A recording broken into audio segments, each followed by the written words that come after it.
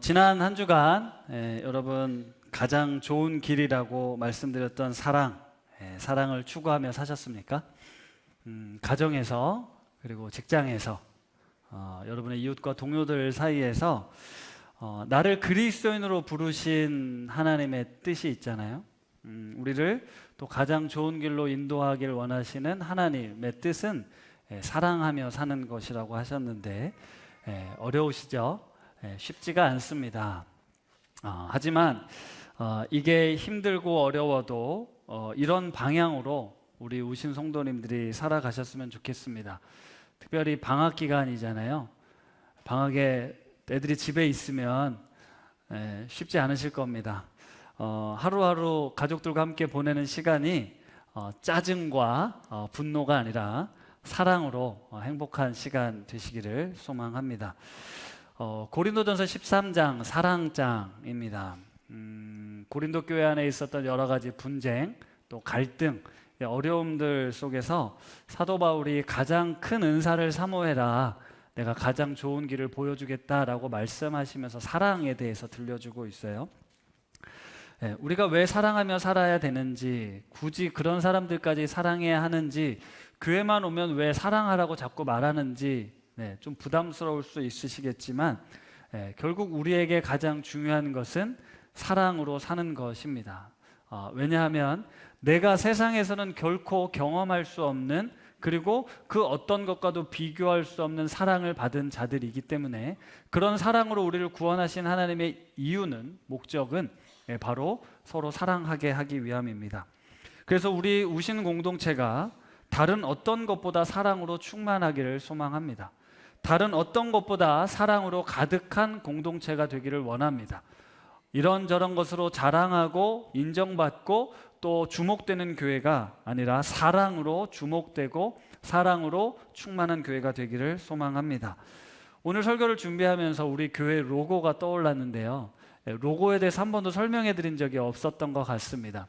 높은 뜻 우신교회 로고입니다. 이렇게 생겼고요, 왼편에 보면 무늬가 하나 있잖아요. 어떻게 보이십니까? 하트 같은 모양으로 보이죠. 하트 같은 모양입니다. 하나님의 마음, 하나님의 사랑을 표현한 것인데요, 그거 보면 이제 세 가지 이렇게 모양들이 나오는데, 하나님의 마음에서 나오는 눈물, 씨앗, 싹을 상징한 의미입니다. 알고 보니까 우리는 분립전부터 로고를 만들 때부터 눈물을 갖다 넣어놨습니다. 태생적으로 이게 울 수밖에 없는 교회인 거예요. 하나님의 마음으로 울고 눈물로 씨를 뿌렸을 때 싹이 나는 그런 교회면 좋겠다. 우리 분립을 준비할 때 우리 광성교회 성도님께서 우리 교회 방향을 들으시고 여러 가지 로고를 디자인해 주셨는데, 저희가 이 로고를 선택했거든요. 우리 교회가 하나님의 마음으로 눈물로 씨를 뿌리고, 또 그 씨들이 자라나서 또 싹을 틔우고 그렇게 성장해 갈 수 있는 그런 교회가 되면 좋겠습니다. 아니, 그렇게 될 줄 믿습니다. 오늘 고린도전서 13장 7절 말씀, 제가 참 좋아하고 늘 마음에 새기고 이 말씀대로 살려고 하는 의미 있는 말씀인데요, 우리 오늘 본문 말씀이지만 다시 한번 같이 읽어보도록 하겠습니다. 시작. 모든 것을 믿으며 모든 것을 바라며 모든 것을 견디느니라. 사랑은 참는 거다, 믿는 거다, 바라는 거다, 견디는 거다라고 이야기를 하고 있습니다. 여러분들은 이런 사랑을 지금 하고 계십니까? 저를 평가하는 우리 성도님들 중께서 저에게 이제 종종 저를 이렇게 평가를 하세요. 우리 목사님은 진짜 사랑이 많으시다 라고 안 하셨나 보네요. 아무도 동의가 안 되시는. 우리 목사님 진짜 사랑 많다, 성도님들을 진짜 사랑하는 것 같다, 이런 표현들을 제가 들었습니다. 거짓말 하는 게 아니고 들었어요. 제가 다른 건 몰라도 진짜 사랑에는 자신이 있습니다. 정말 사랑이 많은 목회자라고 스스로 자부합니다. 물론 이렇게 뻔뻔하게 말하고 있지만 굉장히 부끄러운데 얘기를 하는 거예요. 저는 오래 참고 또 온유하고 시기하지 않고 자랑하지 않고 교만하지 않습니다. 무례히 행하지도 않습니다. 내 유익을 앞세우지도 않고 성내지 않고 악한 것을 생각지 않고 불의를 기뻐하지 않고 진리를 기뻐합니다. 저는 잘하고 있습니다. 여러분들은 어떠신가요? 사실 고린도서 13장 자신 있었습니다. 설교에 자신 있었어요. 사랑장이고 내 전공이 사랑이니까 잘할 수 있었습니다. 원래는 이 본문을 2번에 나눠서 설교를 하려고 했었는데 제가 자신이 있으니까 3번에 나눠서 설교를 해야겠다라고 했습니다. 사랑은 이런 거다라고 여러분들에게 설명해 드리고 저도 이렇게 살고 있으니 여러분도 사랑하십시오라고 설교를 하는 것 되게 간단하다라고 생각했습니다. 제가 그렇게 살고 있다고 생각했으니까 자신이 있었던 거죠. 그런데 지금은 이 설교가 너무너무 어렵습니다. 어제 하나씩 말씀, 토요일 날은 많이 안 들으시는데 하나씩 말씀을 들으시는 분들은 아시겠지만 우리 최정원 목사님께서 공개적으로 내일 담임 목사가 이 본문으로 어떻게 설교하는지 지켜보겠다, 이렇게 이야기를 했어요. 제가 들으면서 뜨악한 거죠. 이런 부목사가 다 있나 이런 생각을 하면서 저희가 이제 설교 모임을 하면서도 이 사랑에 대한 이야기를 하면서 우리가 잘 알고 있었던 사랑, 근데 이 사랑이 너무 어렵다라는 걸 한참 얘기를 했었거든요. 그래서 도대체 내일 담임 목사님이 이걸 가지고 어떻게 설교할지 이제 기대가 된다 이렇게 얘기를 해서 자신감이 확 떨어졌습니다. 갑자기 스트레스를 받으면서 도대체 내일 설교를 어떻게 하지? 이제 고민이 됐어요. 그리고 다음 주는 우리 최정원 목사님이 설교를 하실 건데 잘 됐습니다. 어떻게 도대체 설교하는지 제가 볼 건데 제가 말씀을 준비하면서 나는 정말로 사랑하고 있는가? 라는 질문에 자신 있게 대답을 하지 못했습니다. 자신이 있었는데 착각하고 있었더라고요. 제 모습을 돌아봤습니다. 가정에서 제 모습을 돌아봤습니다. 오래 참는다. 저 진짜 오래 참는 줄 알았는데요. 이젠 못 참습니다. 이젠 기다리지도 못합니다. 왜 그럴까? 이미 참을 만큼 다 참았다라고 생각하는 것 같습니다. 그리고 이미 너무 잘 알고 있어서 더 이상 참아줄 필요가 없는 거예요. 온유하다라고 되어 있습니다. 이 세 번역엔 친절하다라고 되어 있거든요. 저 안 친절합니다. 집에서 굉장히 무뚝뚝하고 딱딱합니다. 솔직한 마음으로는 이젠 그만 친절하고 싶습니다. 아이들에게 이제 그만 친절을 베풀고 내 말 한마디에 딱딱 복종했으면 좋겠다라는 마음이 강합니다. 가정을 넘어서 또 제 일상을 살펴보니 제 안에도 시기하는 마음이 있습니다. 그리고 은근히 자랑합니다. 상대방을 무시하기도 하고요. 여러분 잘 모르겠지만 저도 불의한 일에 때로는 동참하고 진리를 드러내야 할 때 진리를 드러내지 못하고 숨기에 급급할 때가 있습니다. 제가 자신 있다고 했었던 이 7절 말씀을 세 번역으로 다시 한번 읽어드립니다. 사랑은 모든 것을 덮어주며 모든 것을 믿으며 모든 것을 바라며 모든 것을 견딥니다. 사랑은 모든 것을 덮어준다고 합니다. 저는 덮는 줄 알았습니다. 잘 덮어준다고 생각했습니다. 그런데 덮어도 또 삐짓고 나오니까 이제는 덮을 수가 없습니다. 덮고 싶지가 않습니다. 그러다 보니 믿을 수 없습니다. 여기서의 믿어준다라는 건 하나님을 믿는다라는 의미가 아닙니다. 상대방, 그 사람을 믿는다라는 의미거든요. 그런데 여기서 믿는다라는 의미는 우리가 실망스러운 행위를 한다고 해도 근본적인 신뢰관계는 유지한다라는 뜻입니다. 이게 믿어준다라는 의미거든요. 믿음직스러운 행동을 했기 때문에 내가 믿는 게 아니라 내가 이 사람에 대한 근본적 신뢰가 지금 나에게 실망스러운 행위를 할지라도 그 믿음은 흔들리지 않는다는데 그 믿음이 흔들립니다. 이렇게 흔들리다 보니 더 이상은 바랄 수가 없는 거예요. 제가 종종 하는 얘기가 있습니다. 자주 들으셨겠지만 너희에겐 더 이상 소망이 없다. 내 집에서 나가라. 이런 이야기들 제가 종종 합니다. 이제는 끝이다. 더 이상은 참을 수 없다. 더 이상은 기다릴 수 없다. 이런 이야기들을 자녀들에게 했습니다. 이렇게 견디지 못하는 거죠. 참는 줄 알았고 기다리는 줄 알았고 견디는 줄 알았지만 사실 제 안에 그런 모습이 없습니다. 제 안에 하나님의 사랑이 아니라 인간 박상윤의 사랑으로 사랑하려고 하니 저도 견디지를 못하고 자꾸 분출해내는 겁니다. 그리고 그것을 감추려고 참 많이 애를 씁니다. 들키지 않으려고요. 사랑해야 한다는 걸 알고 있으니까 사랑하지 못하는 내 모습이 드러날까 봐 계속해서 끊임없이 포장합니다. 내 안에 하나님의 사랑이 아니라 인간적인 사랑의 한계를 마주했음에도 불구하고 그래도 사랑해야지 라는 이 율법이 나를 얽매다 보니까 자연스럽지 못하고 자유스럽지 못하고 억지로 그 일들을 해내고 있다라는 거죠. 차라리 못하겠다, 할 수 없다, 나는 더 이상 그런 존재가 아니다라고 절망하면 좋겠지만 그러지도 못합니다. 목사라는 직업을 유지를 해야 되니까요. 이런 내 모습이 들킬까 참 염려가 많습니다. 물론 여러분들이 이미 저의 그 모습을, 저의 본성을 아실지도 모릅니다. 그러나 여러분들께서 너그러운 마음으로 돌봐주고 계시는지도 모르겠습니다. 우리 안에 그리스도인들이 서로 모여 있지만 우리 안에 있는 이 민낯들을 드러냈을 때 우리는 과연 눈을 들고 얼굴을 들고 살아갈 수 있겠습니까? 또 있습니다. 사도 바울은 사랑이란 이러이러한 거다라고 아주 길게 오늘 우리에게 설명해 주고 있어요. 그런데 아시는 것처럼 이것이 사랑의 전부는 아닙니다. 고린도 교회에 이 내용이 필요했기 때문에 사랑은 이런 거다라고 설명하고 있지만 사랑의 정의, 사랑의 속성은 이거보다 더 많습니다. 특별히 사랑은 무조건 받아주고 무조건 참아주고 무조건 덮어주고 그런 것만이 사랑은 아닙니다. 잘못한 일이 있으면 훈계를 해야 하고 실수한 일이 있으면 바로 잡아주고 충고도 필요하고 징계도 필요하고 훈계도 필요합니다. 때로는 조언도 필요합니다. 권면도 해주어야 합니다. 잘못된 길을 가고 있는 사람 그냥 덮어주고 모른 척 해주는 건 사랑이 아닙니다.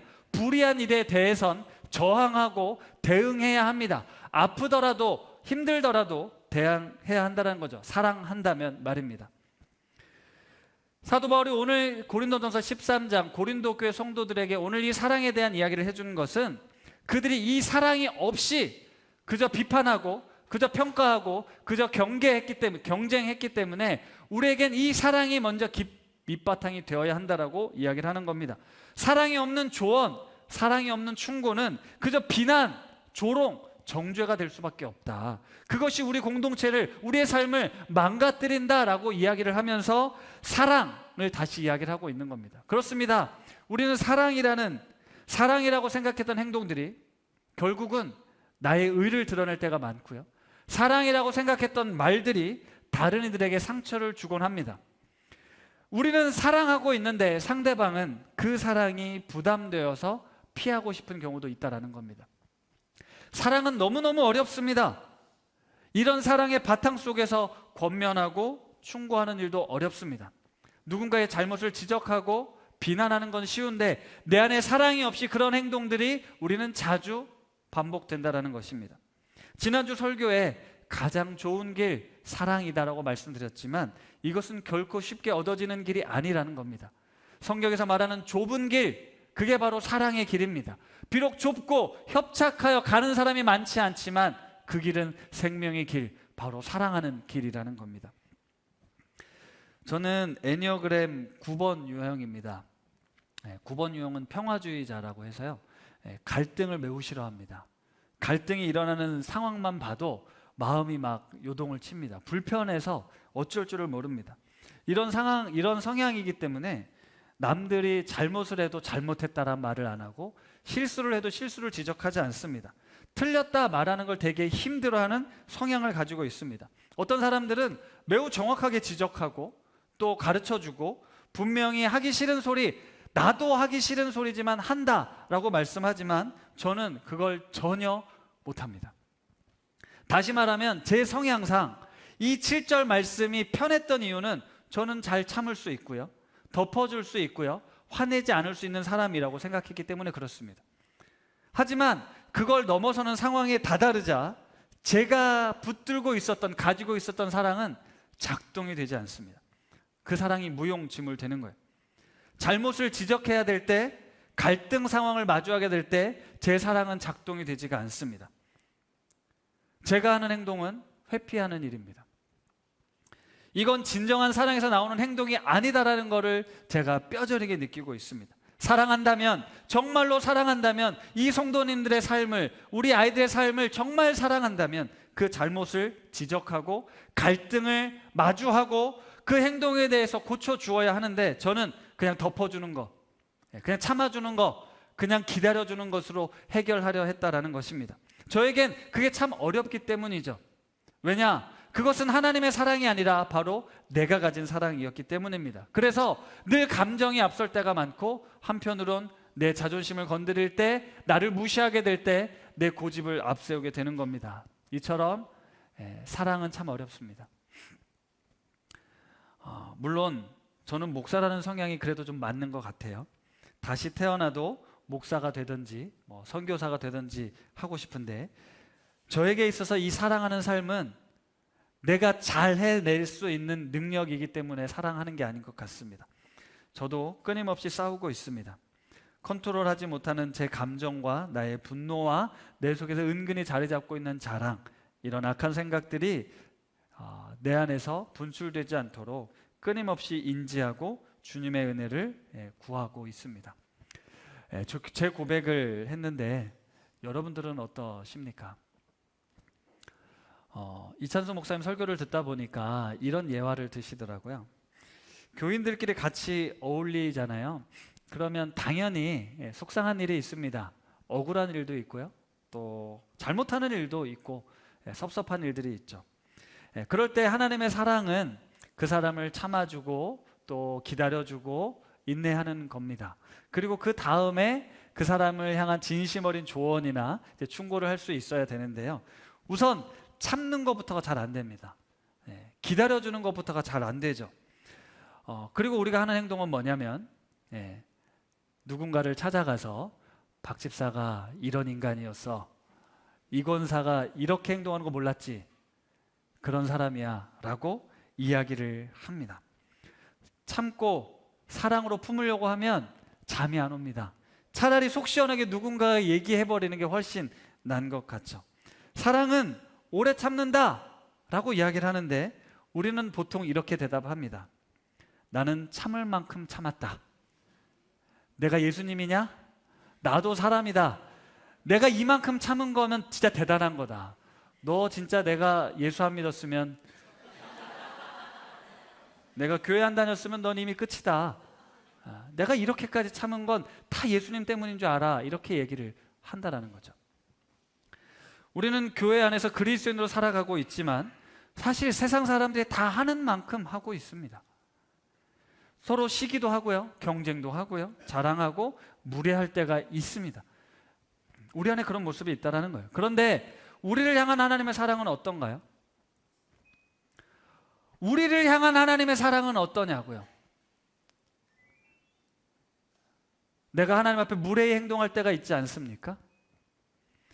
나의 행동을 하나님이 받아주고 계시지 않습니까? 그런 나를 믿어주신다라고 말씀하고 있잖아요. 그런 나를 기대하고 계시잖아요. 우리 하나님은요. 우리는 그런 은혜, 하나님의 은혜 때문에 지금 여기 와 있는 겁니다. 여기 와서 예배 드릴 수 있는 건 여러분이 자랑스러워서 내세울 게 있어서 우리의 속속들이를 다 아신다니까요. 그런 은혜가 오늘 우리를 이 자리에 있게 한다라는 겁니다. 그 은혜로 모여있는 우리들은 그런데 서로에게는 그 사랑을 베풀지 못하는 거예요. 내가 그런 사랑 때문에 여기 와 있는데 옆에 있는 지체들에게 그 사랑으로 다가가지 못하는 거예요. 한번 솔직해 보십시오. 우리가 하나님의 사랑, 십자가의 사랑을 얘기할 때 그 사랑이 얼마나 큰지, 얼마나 놀라운지를 감격합니다. 나 같은 자, 이 쓰레기 같은 인간을 사랑하시는 하나님의 사랑이 너무너무 놀라워요. 그 사랑은, 하나님의 사랑은 나에게 적용될 땐 범위가 매우 넓습니다. 그런데 상대방에 대해서는 매우 좁습니다. 작습니다. 똑같은 하나님의 사랑인데 이 사람에게 적용되는 건 너무너무 작은 거예요. 그러면서 우리에겐 뭐가 더 크게 느껴지냐면 잘못한 것이, 실수하는 것이 더 크게 느껴집니다. 그래서 우리는 사랑이라는 이름으로 정의를 행하려고 한다는 거죠. 공의를 구현하려고 한다는 겁니다. 저 친구 저렇게 놔두면 큰일 나, 저 사람 저렇게 놔두면 큰일 나라고 생각하고 틀림을 지적하고 잘못을 수정하려고 한다는 거예요. 사랑하지 않는데, 사실 사랑하지 않는데 우리는 먼저 이런 행동이 앞서더라는 거죠. 솔직히 우리가 인정하고 싶습니다. 그래서 우리는 또 조심하고 또 조심해야 하는데, 내가 정말로 사랑하고 있는지를 점검하고 우리가 사랑의 관계인지를 살펴보아야 하는데, 내가 받은 사랑보다는 다시 정의와 옳고 그름을 따지고 구별하는 데 더 앞서더라는 겁니다.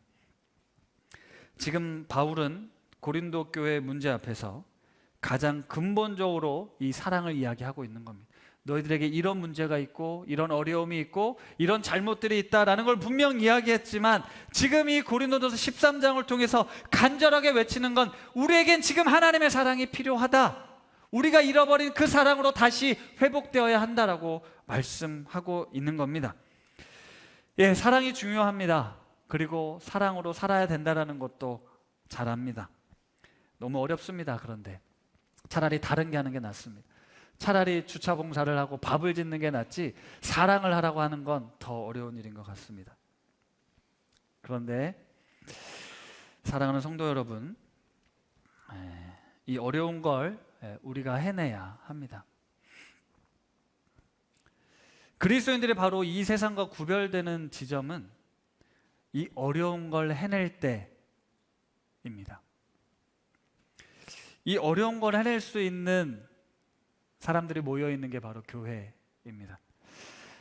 예수님께서 십자가에 달려 죽으시면서 다 이루었다라고 말씀하셨죠. 무엇을 다 이루셨습니까? 내가 이 땅의 모든 인류의 죄를 다 짊어지고 그 죄의 문제를 해결했다. 예, 그런 의미 맞습니다. 그런데 그 의미가 가지고 있는 그 본래적 뜻이 뭐라고 말씀드렸습니까? 우리 모두는 이제 그리스도 안에서 한 가족이다, 한 형제다, 한 자매다라는 의미입니다. 다 이루었다라는 의미는 하나님의 사랑이 온 세상을 구원하신다라는 의미예요. 십자가를 통해서 그 불가능한, 그 말도 안 되는 사랑이 이루어지고 있는 겁니다. 나뿐만이 아니라 여기 있는 지체들, 우리가 함께 살아가는 모든 이들에게 하나님께서 사랑을 통해 우리가 구원받게 되고, 구원받은 우리가 하나 될 수 있다라고 말씀하고 있는 겁니다.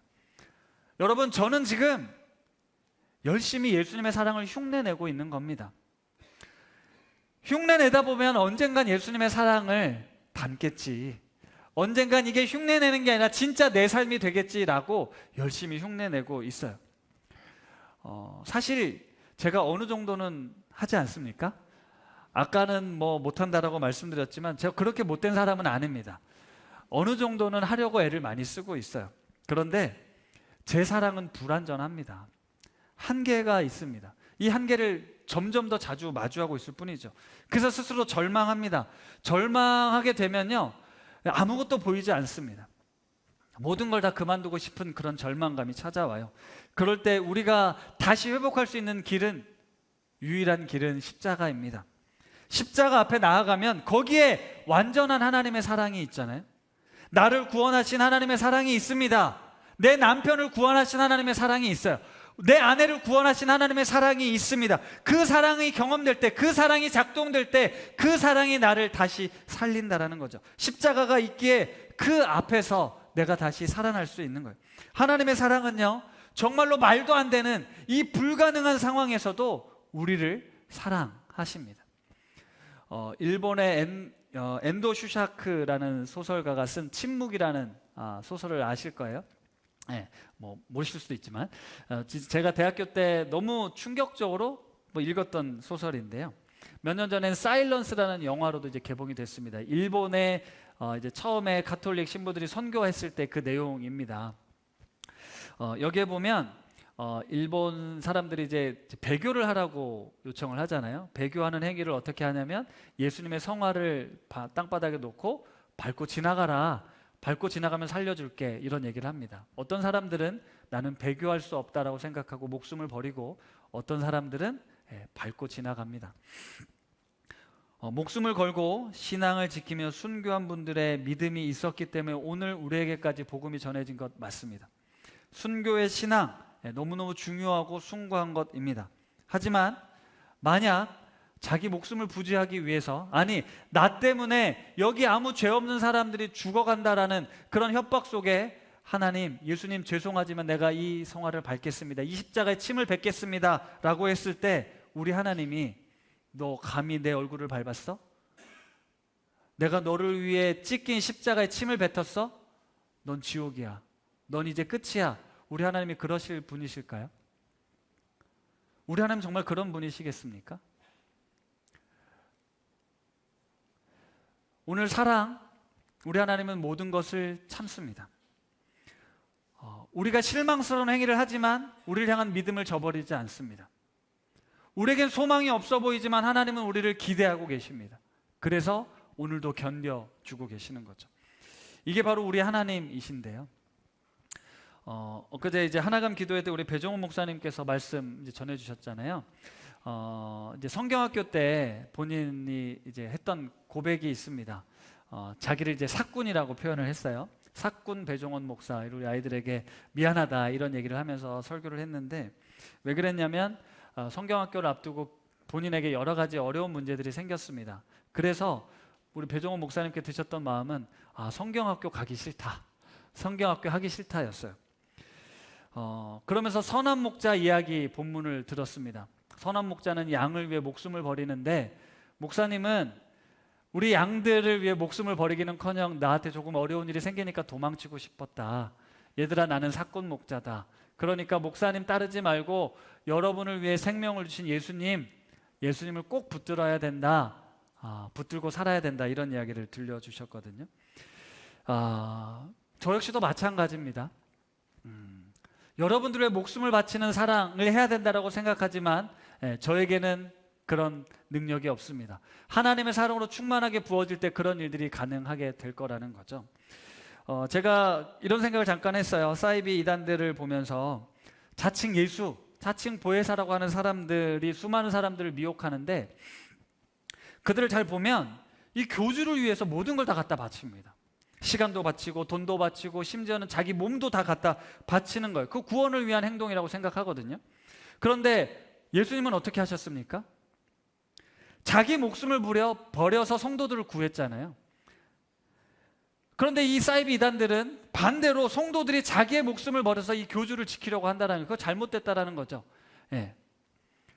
진정한 목회자, 진정한 그리스도인들은 자기 목숨을 버려서 누군가를 구하는 삶을 사는 게 진정한 그리스도인의 삶이라는 겁니다. 우리 예수님은, 우리 하나님은 우리를 사랑하셔서 자기 목숨을 버리기까지 우리를 사랑하셨습니다. 절망스럽고 실망스러운 우리를 향해서 하나님은 기꺼이 십자가를 지시고 다 이루었다라고 말씀하셨어요. 지금 내 현재 모습은, 우리 상황은 절망적이고 괴롭지만 우리 하나님은 다 이루셨다. 뭐냐고요? 우리를 향한 믿음, 우리를 향한 기대가 반드시 성취될 거라는 걸 우리 주님은 알고 계셨다라는 거예요. 하나님의 사랑은 자기를 버려 우리를 살리는 사랑이었습니다. 우리가 본받고 배우고 따라야 할, 실천해야 될 사랑의 모습은 바로 내가 죽는 사랑이라는 거예요. 내일 하나시를 준비하면서 자료를 찾다가 알게 된 분이 있습니다. 프랑스의 수도자 샤를 드 푸코라는 분인데요. 사막의 성자라고 불리웠던 이분, 내일 다시 언급해드리겠지만 이런 유명한 말을 남겼습니다. 하나님을 믿는 사람들에게 가장 어려운 일은 하나님을 믿는 것이다. 하나님을 믿고 있지만 진짜 하나님을 믿고 있는가 돌아보십시오. 하나님을 믿는다는 건 정말 어려운 일입니다. 마찬가지로 하나님은 사랑이시고 그 사랑의 하나님을 믿는데 우리가 가장 어려운 게 뭡니까? 서로 사랑하는 겁니다. 사랑하는 건 역시 가장 어려운 일인데요.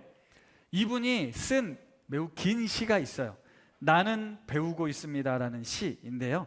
전문은 아니지만 그 중에 일부를 제가 읽어드리겠습니다. 우리들이 서로 다툰다고 해서 서로가 사랑하지 않는 게 아님을, 그리고 우리들이 서로 다투지 않는다고 해서 서로 사랑하는 게 아니라는 것도 나는 배우고 있습니다. 두 사람이 한 가지 사물을 바라보면서도 보는 것은 완전히 다르다는 것도 나는 배우고 있습니다. 그리고 정말 나는 배우고 있습니다. 타인의 마음을 상하게 하지 않는 것과 내가 믿는 것을 위해 내 입장을 분명히 하는 것, 이 둘을 엄격히 구분하는 것이 얼마나 어려운지 나는 배우고 있습니다. 나는 배우고 있습니다. 사랑하는 것과 사랑받는 것을. 이라고 이렇게 마무리가 되는 시인데요. 타인의 마음을 상하게 하지 않는 것과 내가 믿는 입장을 분명히 하는 것. 우리가 사랑으로 모든 것을 참는 것과 사랑으로 충고하고 권면하는 것, 이 둘을 엄격하게 구분하는 것이 얼마나 어려운지 배우고 있다고 수도자가 이야기를 합니다. 그러면서 마지막에 뭐라고 이야기를 하냐면 나는 여전히 사랑하는 것과 사랑받는 걸 배우고 있다라고 이야기를 합니다. 예, 우리는 지금 그 과정 중에 있는 겁니다. 하나님이 나를 얼마나 사랑하시는가를 우리는 배우고 있고 내가 어떻게 그 사랑으로 사랑해야 하는가를 배우고 있다는 겁니다. 이게 우리 인생의 가치이고 인생의 목적입니다. 여러분은 정말 사랑하고 계십니까? 우리 공동체는 사랑의 공동체인가요? 여러분은 사랑하는 것을, 사랑받는 것을 인생의 가장 중요한 가치로 여기고 계십니까? 교회는 어떤 곳이냐? 간단하게 정의 내릴 수 있습니다. 교회는 바로 내가 사랑받는 곳이고 또 사랑하기 위해 모인 곳이 바로 교회입니다. 여러분은 지금 이곳에 왜 모여 오셨습니까? 내가 가지고 있는 능력, 내가 가지고 있는 은사를 자랑하고 뽐내려고 오셨습니까? 내가 예수 믿고 복 받아서 세상에서 성공하려고 이곳에 오셨습니까? 교회 다니시는 이유가 성공이십니까? 사랑이십니까? 고린도 교회에서 바울이 사랑을 외친 이유는 교회의 존재 이유, 존재 목적, 그리스도인들이 존재하는 목적이 바로 사랑하는 것이기 때문에, 그 사랑을 구현하는 공동체가 바로 교회이기 때문에 바울이 이렇게 간절하게 외치는 겁니다. 우리가 섬기는 거요, 우리가 봉사하는 것이요, 우리가 순으로 모이는 것, 동호회로 모이는 것, 이렇게 함께 모여 예배드리는 이 모든 목적, 너희가 먹든지 마시든지 무엇을 하든지 다 하나님의 영광을 위해 하라라는 이 바울의 말씀은 결국 서로 사랑하는 것으로 귀결된다는 겁니다. 서로 사랑하기 위해, 내가 받은 그 사랑으로 서로 사랑하기 위해 우리는 이곳에 함께 모여 있는 것이라는 거죠. 사도 바울이 이걸 정말로 절실하게 간절하게 가르치려고 오늘 이 편지를 쓴 거예요. 고린도 교회에게 이 편지를 쓴 겁니다. 여러분, 우리가 그동안 배워왔어요. 고린도 교회 안에서 무슨 일이 벌어지고 있는지.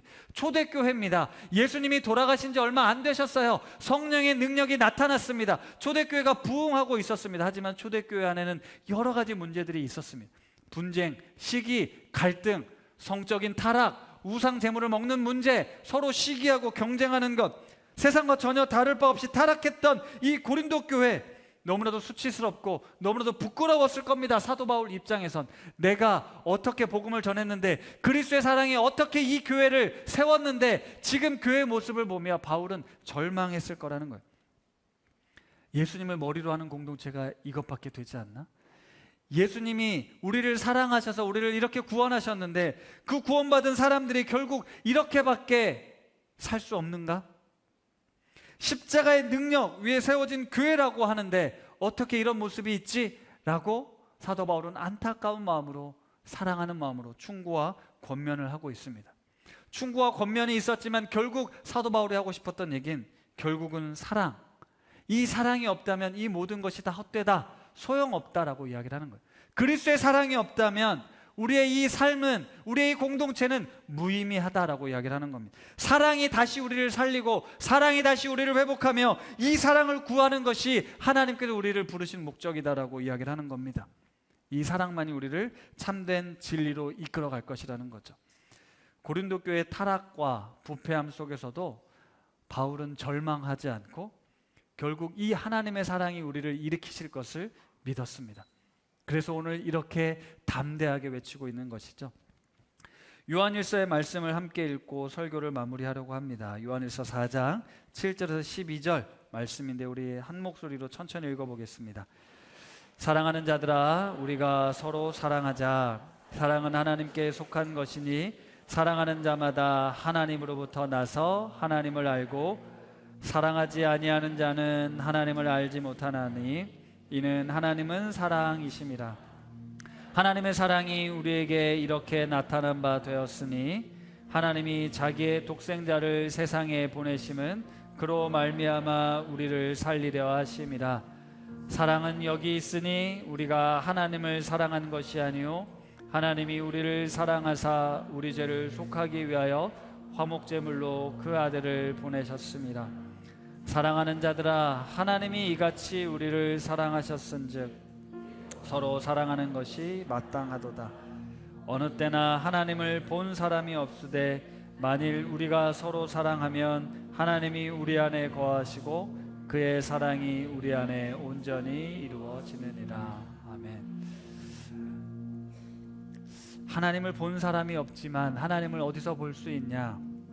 우리가 서로 사랑하면 하나님이 우리 안에 거하시고 그 사랑 가운데 거하신 하나님을 볼 수 있습니다. 이것이 어쩌면 우리가 사모하고 추구해야 될 모습입니다. 인간적인 사랑은 무너집니다. 아주 작은 것에도 무너집니다. 하나님의 사랑은 우리를 무너지지 않고 버티게 해주고 견디게 해주며 뿐만 아니라 우리를 완성케 하실 겁니다. 사랑하는 우신 가족 여러분, 이 사랑이 우리에게 답입니다.